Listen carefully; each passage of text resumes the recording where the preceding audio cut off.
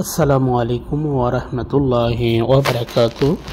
সম্মানিত দর্শক, আপনারা যারা আমার ভিডিওটা দেখতেছেন ফার্স্ট থেকে লাস্ট পর্যন্ত পুরো ভিডিওটা দেখবেন। তো আপনাদেরকে আজকে মিনা মুজদালিফা দেখাচ্ছি। যারা মিনা অবস্থান করেন হাজীগণ, এই যে আপনাদের সামনে ছোট ছোট ঘরগুলা দেখতে পাচ্ছেন, অনেক সুন্দর দেখতে। দেখেন সারিবদ্ধভাবে হাজার হাজার ঘর দেখেন, এটার মধ্যে ছোট ছোট ঘর দেখেন। তো আপনারা দেখতে পাচ্ছেন সারি সারি বিশাল এরিয়া ঘরগুলা দেখা গেছে। লক্ষ লক্ষ মানুষ এখানে অবস্থান করে, এই যে ঘরগুলাতে পাহাড়গুলাতে অবস্থান করে মানুষ একমাত্র আল্লাহর উদ্দেশ্যে তারা এসে থাকেন।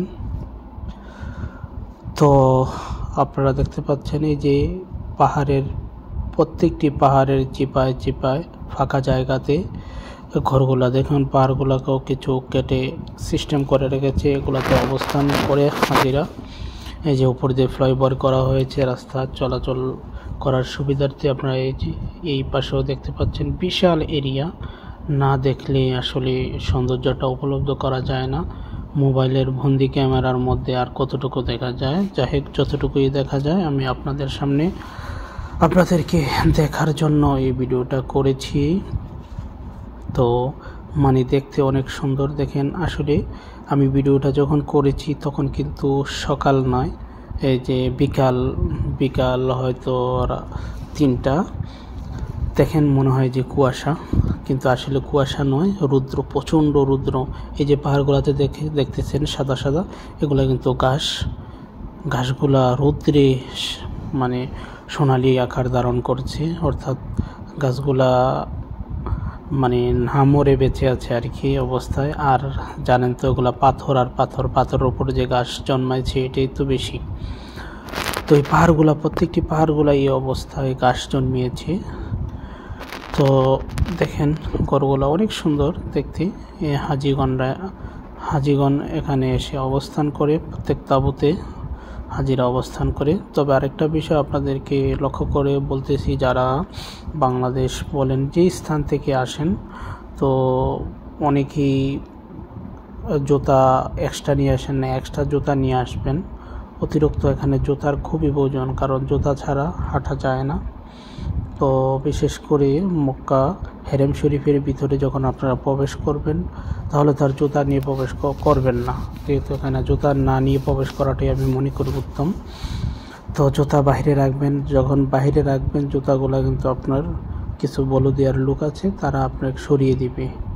তো আপনি নেক্সট পর্যায়ে কীভাবে আসবেন, যেই পথটা পাড়ি দিতে হয় সেই পথে কিন্তু প্রচণ্ড রৌদ্র আর এত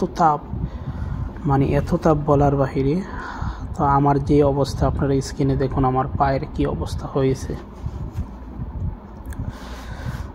আমি একটু ভাবছিলাম আমি কার জুতা নিব।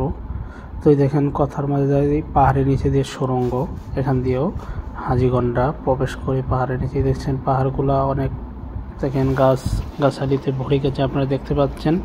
এটা মনে হয় না সামনে আরও দেখতে পাইবেন। তো যে কথাটা বলতেছিলাম, তো জুতা না নিলে যা হয় আর কি। তো আমি একটু চিন্তা করলাম কার জুতা আমি নিব। জুতা পেয়েছি অনেক, কিন্তু কার জুতাটা আনবো, সেই জন্য আমি খালি পেয়ে আসতে গিয়ে আমার যে অবস্থা, যেমন যে জ্বলন্ত কড়াইয়ের মধ্যে হাঁটতে গেলে যা হয় আর কি, আমার তো তাই হয়েছে।